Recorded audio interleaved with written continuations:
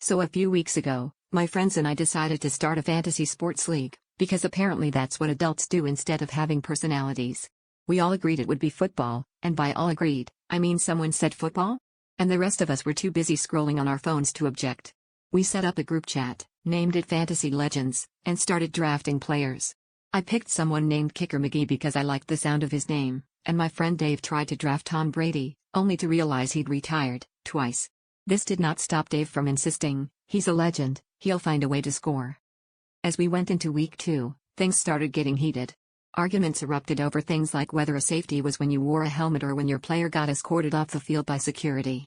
One friend, Jake, claimed he should get double points because his tight end wore really tight pants.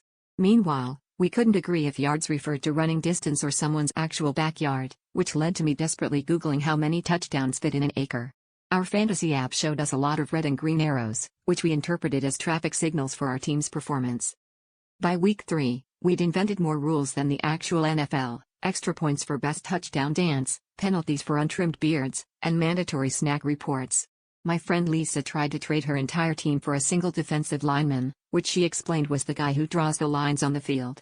Nobody wanted to admit they were clueless, so whenever someone asked a question, the rest of us would shout turnover and change the subject. I spent an hour arguing that PPR stood for Please Pass the Ranch.